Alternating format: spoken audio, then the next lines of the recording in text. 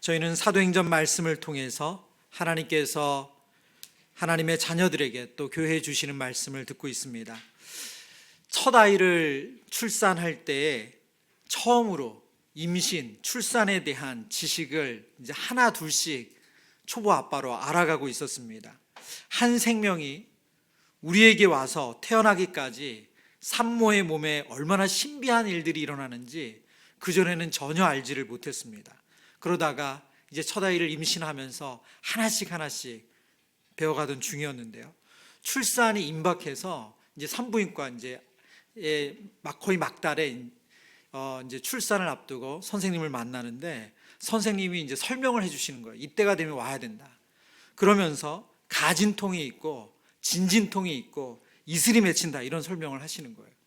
너무나도 낯설고 익숙하지 않은 용어들이었습니다. 그런데 그냥 아무 때나 오면 되는 게 아니고 날짜가 됐어도 그냥 애가 나오는 것이 아니고 진진통이 온 다음에 이슬이 맺힌 다음에 와야지 그때 이제 아이를 낳는다, 이런 설명을 해주시는 거예요. 실제로 첫 아이 때 가진통이 길었습니다. 그래서 거의 한나절 하루를 다 보낸 것 같아요. 그런데 너무 진통이 심하니까 결국은 산부인과를 갔어요. 근데 갔는데 아니라고 해서 다시 돌아왔어요. 그런 일이 있었거든요. 아마 제 시간에 그래서 진통 시간 다 합치면 한 40시간이 됐던 것 같아요. 꽤 긴 시간이었던 걸로 기억나는데, 제가 왜 이 설명을 드리냐면 아이가 나오기 전에는 그 전조 증상이 있죠. 그게 바로 가진통이 있고 진진통이 있고 또 그 임산부의 몸에 이슬이 맺히는 그 과정이 돼야지 실제 아이가 출산을 합니다. 구원의 역사에도 이런 일들이 있습니다. 하나님께서 죄 가운데 있는 우리들을 구원하시기 위해서 오랜 기간을 준비해 오셨습니다.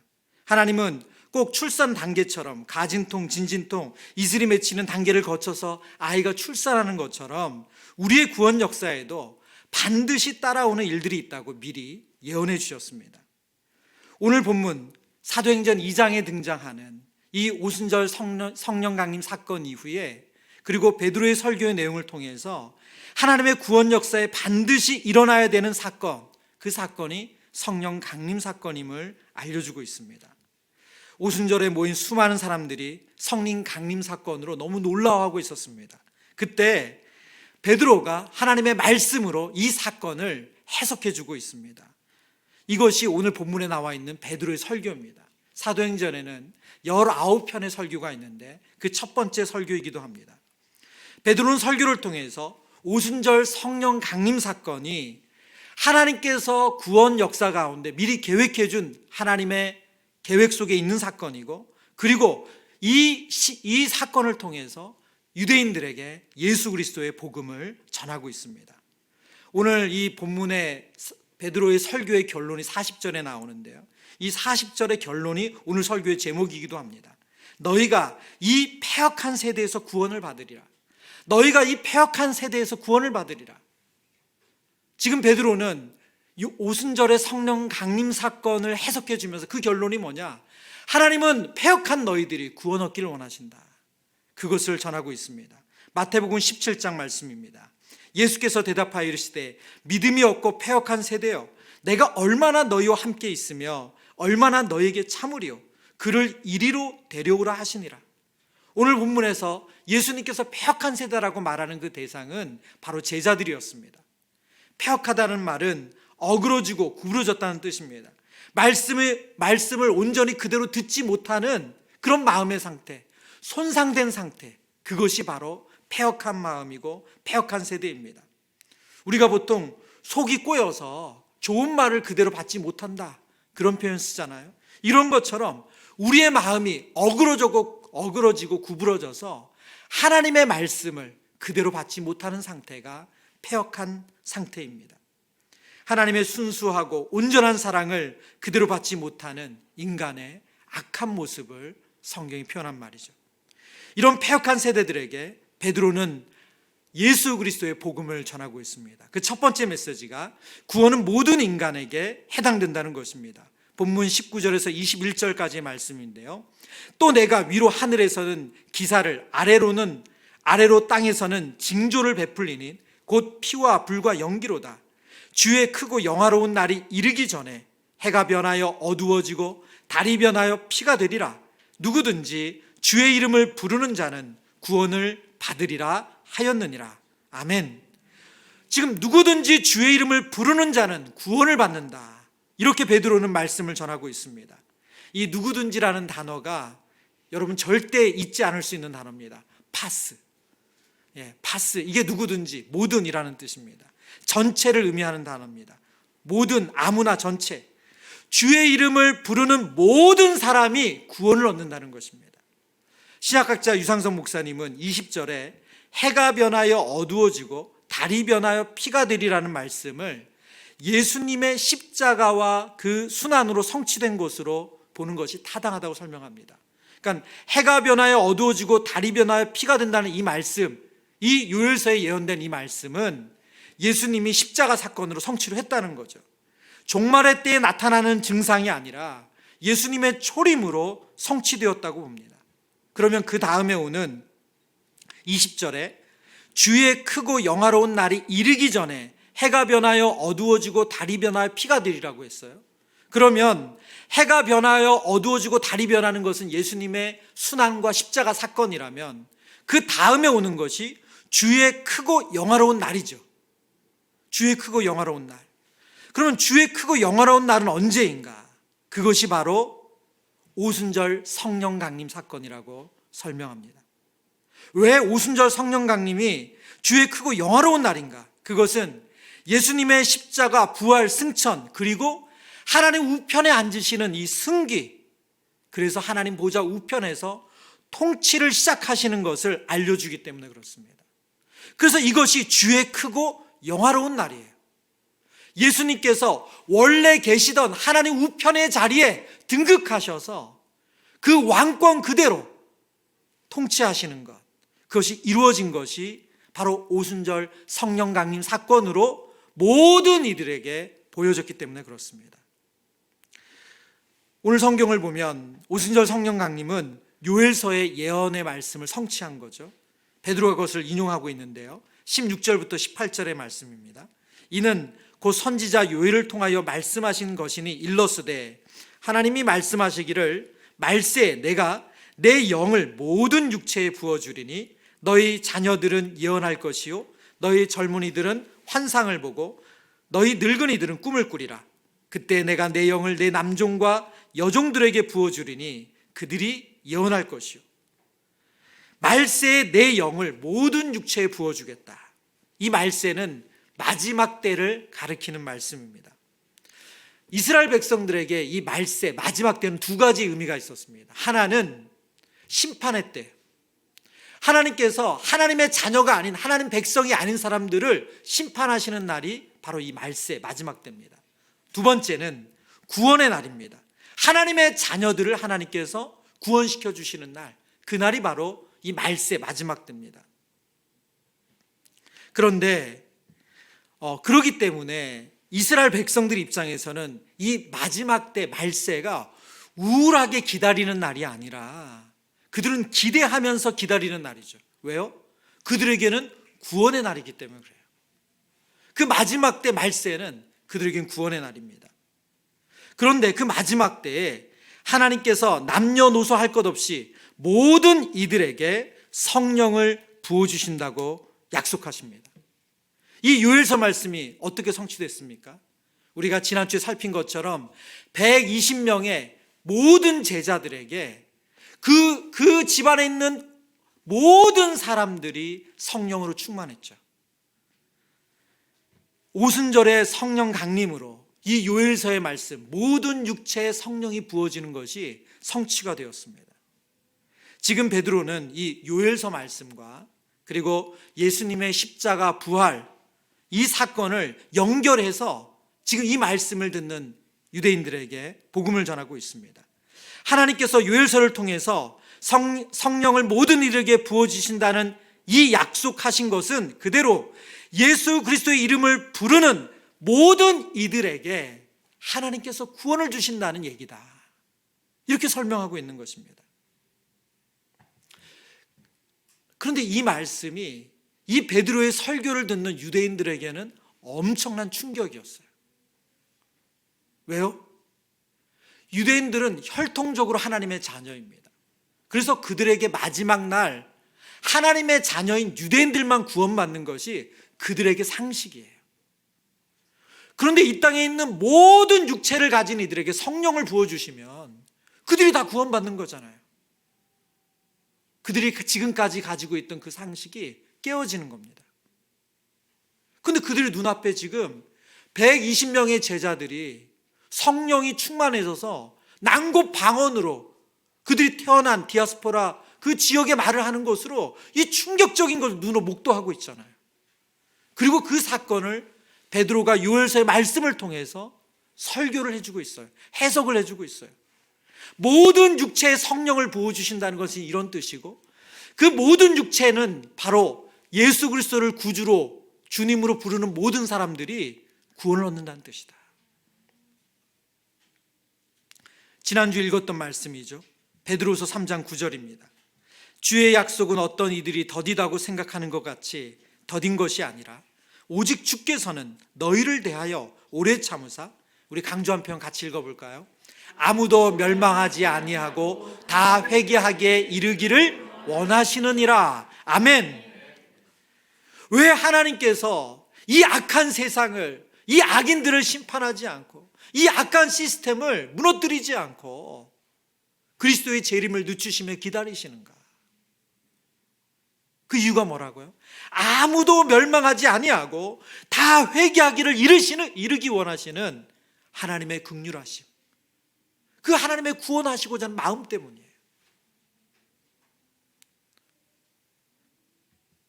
하나님은 크고 놀라우신 사랑을 우리에게 보여주고 계십니다.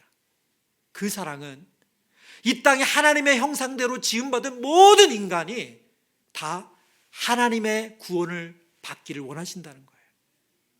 이게 지금 베드로가 전하고 있는 복음의 첫 번째 메시지입니다. 누구든지 아무든지 주의 이름을 부르는 자는 구원을 얻으리라.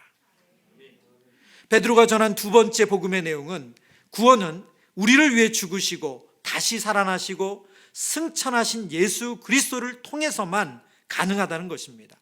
우리 이 대지의 내용 한번 둘째 읽어볼까요? 둘째 내용, 대지를 보여주세요. 시작. 구원은 우리를 위해 죽으시고 다시 살아나시고 승천하신 예수 그리스도를 통해서만 가능하다. 아멘. 오늘 본문의 22절부터 25절의 내용인데요. 이스라엘 사람들아, 이 말을 들으라. 너희도 아는 바와 같이 하나님께서 나사렛 예수로 큰 권능과 기사와 표적을 너희 가운데서 베푸사 너희 앞에서 그를 증언하셨느니라. 지금 이 내용은 무슨 내용입니까? 하나님께서 예수님을 보내주신 내용, 예수님께서 보내셔서 복음서에서 행하신 그 예수님의 사역의 내용을 설명하고 있어요. 이어서 23절, 그가 하나님께서 정하신 뜻과 미리 아신 대로 내준 바 되었거늘 너희가 법 없는 자들의 손을 빌려 못 박아 죽였으나, 이 내용은 무엇입니까? 예수님의 순환과 십자가의 죽으심을 설명하는 내용입니다. 24절, 하나님께서 그를 사망의 고통에서 풀어 살리셨으니 이는 그가 사망에 매여 있을 수 없었습니다. 이 말씀은 어떤 내용입니까? 예수님께서 무덤에 장사 지내고 3일 동안 계셨다가 다시 살아나신 사건, 부활 사건을 24절에 설명합니다. 그리고 25절 말씀, 다윗이 그를 가리켜 이르되 내가 항상 내 앞에 계신 주를 배웠으며 나를 요동하지 않게 하기 위하여 그가 내 우편에 계시도다. 지금 다윗이 시편 16편 말씀인데, 이 시편 16편에 다윗은 예언적으로 지금 이 말씀을 하고 있다는 거예요. 그는 성령의 감동에 되어서 예수 그리스도가 하나님 우편에 계신 것을 그는 벌써 보았다라고 지금 베드로는 설교 가운데 설명하고 있습니다. 바로 예수님의 승기의 사건을 설명해 주는 내용입니다. 여러분, 제가 지금 22절부터 25절까지 내용을 한 구절 한 구절 설명해 드렸습니다. 이 내용이 뭡니까? 이것이 복음이에요. 여러분, 다른 게 복음이 아니고 예수님께서 이 땅에 인간의 몸으로 오셔서 우리를 위해서 하나님 나라를 전파하시고, 그리고 우리를 위해서 십자가에 죽으시고, 그리고 무덤에 장사 지낸 바 되셨다가 다시 살아나시고 살아나신 그 예수께서 지금은 하나님 우편에 계셔서 우리를 위해 중보하시고 이 땅을 통치하신다는 내용이, 이것이 복음입니다. 복음이 무엇입니까? 복음은 바로 예수 그리스도예요. 그래서 디모데후서 2장 8절에 우리 함께 읽어볼까요?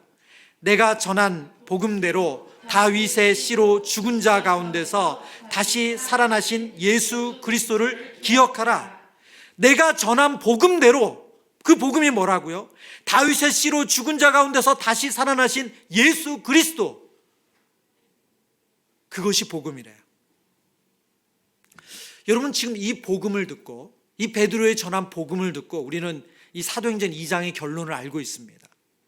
이 한날 베드로가 전한 이 복음을 듣고 이 한날 회개하고 돌아온 유대인들이 성경에 보니까 3,000명이었대요. 예수 그리스도의 복음을 듣고 그들이 회개해서 공동체 일원이 된 사람들이 3,000명이 되었다고 말합니다. 이 놀라운 역사가 일어난 이유가 무엇이라고요? 복음을 들었기 때문이에요. 여러분, 다른 데 있지 않습니다. 지금 베드로가 3,000명의 사람들의 지금 생활의 문제를 해결해 준 게 아니에요. 그들의 병을 고쳐준 게 아닙니다. 그들은 무엇을 들은 거예요? 베드로가 전한 예수 그리스도의 복음을 들었어요. 여러분, 그 복음을 듣고 그들이 하나님의 자녀가 되는 믿음의 역사, 구원의 역사가 일어난 거예요. 저는 이 본문을 다시 묵상하면서 오늘날 우리가 정말 잘못 생각하고 있는 복음 전도에 대해서 많이 생각하게 됐어요. 여러분, 실제로 복음을 전하다 보면, 특별히 교회 안에서는 복음을 전하는 프로그램도 훈련이 있잖아요. 그 훈련의 과정으로 복음을 전하더라도 이제 전한 대상자가 찾기 어려운 경우에 교회 내에 있는 성도들에게 복음을 전하는 경우가 종종 있거든요. 근데 여러분, 놀라운 것은 뭐냐면 그분들이 복음을 알지 못했다는 것을 깨닫게 된다는 거예요.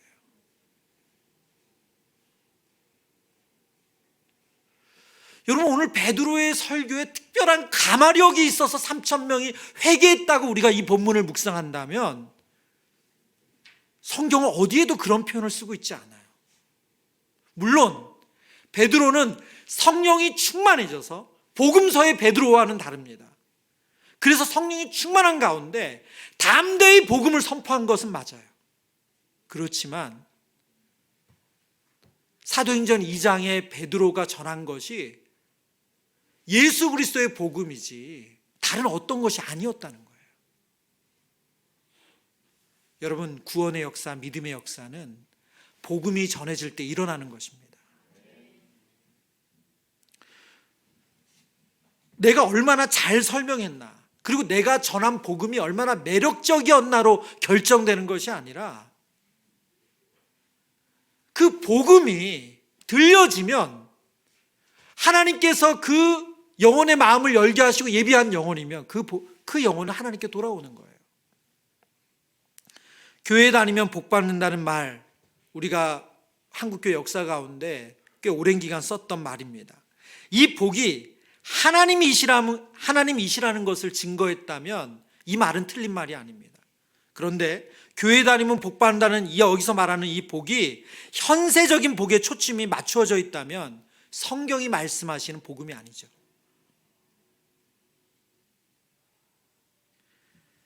고린도전서 2장 4절과 5절 말씀에 보면 바울이 복음 전도에 대해서 이런 설명을 하고 있습니다. 내 말과 내 전도함이 설득력 있는 지혜의 말로 하지 아니하고 다만 성령의 나타나심과 능력으로 하여 너희 믿음이 사람의 지혜에 있지 아니하고 다만 하나님의 능력에 있게 하려 하였노라. 아멘. 지금 바울이 뭐라고 이야기하고 있는 겁니까? 전도는 설득력 있는 지혜의 말에서 나오는 것이 아니래요. 전도는 성령의 나타나심과 능력이래요. 전도는 사람의 지혜에 있지 않고 하나님의 능력에 있대요. 사람이 하는 것은 무엇입니까? 복음을 있는 그대로 전하는 거예요. 베드로는 성경에, 구약 성경에 해박한 유대인들에게 그 요엘서 말씀과 시편의 말씀을 통해서 그 말씀이 예수 그리스도를 가르친다는 그 복음의 내용을 전한 거예요.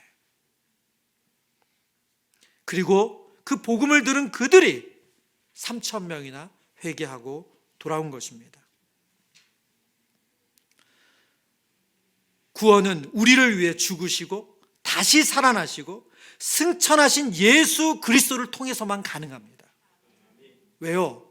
이것이 복음이기 때문에. 우리가 구할 것은 베드로처럼 성령 충만하여져서 담대히 그 복음을 전할 수 있게 해달라고 기도하는 거예요. 많은 분들이 전도에 대한 부담감을 갖고 있고, 전도를 해야 되는데 참 전도가 어려운 것 같아요. 그러면 제가 다시 한번 그분에게 그럼 복음을 전해보신 적이 있냐고 여쭤보면 정말 거의 상당수가 머뭇거리세요. 왜요? 교회를 가자는 말을 해봤지 복음을 전한 적은 거의 없으세요.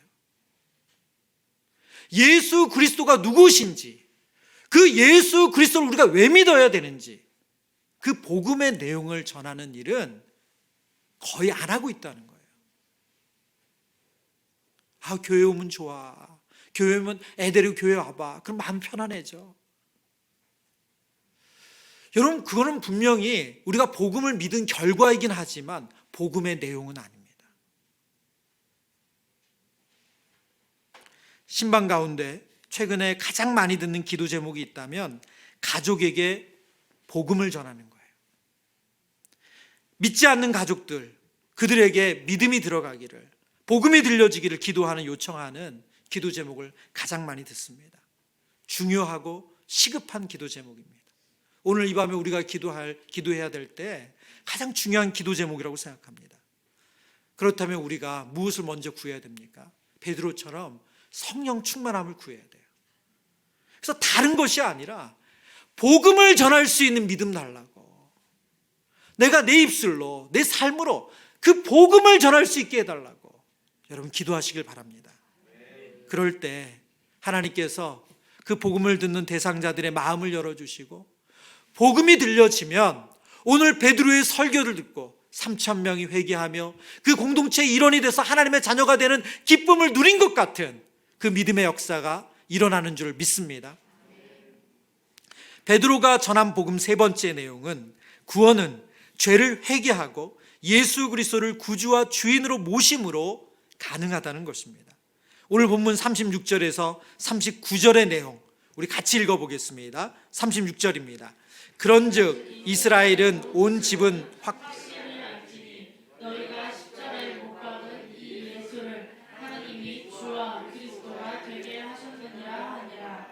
그들이 이 말을 듣고 마음에 찔려 베드로와 다른 사도들에게 물어 이르되 형제들아 우리가 어찌할꼬 하거늘 베드로가 이르되 너희가 회개하여 각각 예수 그리스도의 이름으로 세례를 받고 죄 사함을 받으라. 그리하면 성령의 선물을 받으리니 이 약속은 너희와 너희 자녀와 모든 먼데 사람 곧 주 우리 하나님이 얼마든지 부르시는 자들에게 하신 것이라 하고. 아멘. 복음을 전하는 베드로의 결론이 오늘 본문 36절에 있습니다. 36절의 내용이 무엇입니까? 너희가 십자가에 못 박은 이 예수를 하나님이 주와 그리스도가 되게 하셨다는 거예요. 너희가 십자가에 못 박아 죽인 그 예수가 누구냐? 하나님이 우리의 주 그리고 그리스도가 되게 하셨다. 이게 바로 복음의 결론입니다. 이 예수를 하나님이 주와 그리스도가 되게 하셨다. 이 말씀을 듣고 그 자리에 있는 수많은 유대인들이 오늘 본문을 보니까 마음이 찔렸대요. 이 찔렸다는 단어가 이 발음이 좀 어려운데 카타니소마이라는 단어예요. 카타니소마이. 이 헬라어가 성경에 거의 쓰이지 않는데 어떤 의미로 쓰이면 이게 이 말발굽으로 이 땅을 이렇게 딱 쳐가지고 훑어내는 거예요. 그게 이 카타니소마이예요. 그것처럼 우리의 마음을 찔렀다는 거예요. 우리가 우리말로 하는 마음을 후벼 팠다. 뭐 이거에 좀 어울릴 것 같아요. 이 말씀이 복음을 들은 유대인들의 마음을 후벼 팠어요. 너무 아팠어요. 그래서 그들이 바로 이어서 말합니다. 그럼 우리가 무엇을 해야 됩니까? 어떻게 하면 됩니까? 유대인들에게 베드로가 말합니다. 회개해라. 그리고 예수 그리스도의 이름으로 세례를 받아라. 그러면 성령을 선물로 받는다. 구원은 우리에게 어떻게 주어집니까? 예수 그리스도를 구주와 주님으로 모시는 거예요. 오늘 성경 복음의 결론, 하나님이 이 예수를 주와 그리스도가 되게 하셨다. 주와 그리스도가 되게 하신 예수 그리스도를 내 인생의 주인으로 모셔드리는 것, 그것으로 우리가 하나님의 자녀가 됩니다. 로마서 10장 9절 10절 말씀이죠. 내가 만일 내 입으로 예수를 주로 시인하며 또 하나님께서 그를 죽은 자 가운데서 살리신 것을 내 마음에 믿으면 구원을 받으리라. 사람이 마음으로 믿어 의에 이르고 입으로 시인하여 구원에 이르느니라. 아멘. 여러분, 구원은 예수 그리스도를 구주로 주로 시인하며 그를 마음으로 믿을 때 일어난다고 성경은 약속합니다. 구원은 우리의 노력과 수고와 열심의 결과가 아니라는 거예요. 근데 너무나도 안타깝게도 교회 안에 이 하나님 주시는 구원을 얻는 이 길이, 이거는 하나님 정말 우리 예수님을 구주와 주로 영접하는 것으로 구원을 얻는 거잖아요. 그런데 여전히 교회 안에는 내가 무엇을 행함으로, 내가 뭘 노력함으로 구원을 얻는다고 생각하는 일이 여전히 많다는 거예요.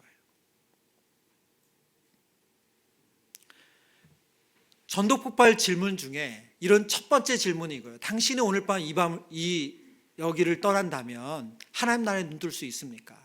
그 두 번째 질문은 그 이유가 뭐라고 생각하십니까? 그 이유가 뭐라고? 당신이 하나님의 천국에 갈 수 있다면 그 이유가 뭐라고 생각하십니까? 근데 이 두 번째 질문을 받은 교회 안에 많은 성도들이 그 이유를 내가 봉사하고 있기 때문에, 내가 착하게 살기 때문에, 내가 죄 안 짓기 때문이라고 대답을 해요. 오늘 성경이 말씀하시는 우리가 구원 얻는 믿음과는 전혀 상관없는 이야기예요. 그러면 내가 봉사할 수 없는 건강이고 환경이고 그런 여건이면 어떻게 되는 거예요? 그럼 구원을 못 얻는 겁니까? 여러분, 우리의 착하고 덜 착하고 그것으로 구원 얻는 게 아니라는 거예요. 여러분, 이 로마서 10장과 오늘 베드로의 설교의 말씀이 우리에게 너무나도 복된 이유는 무엇입니까?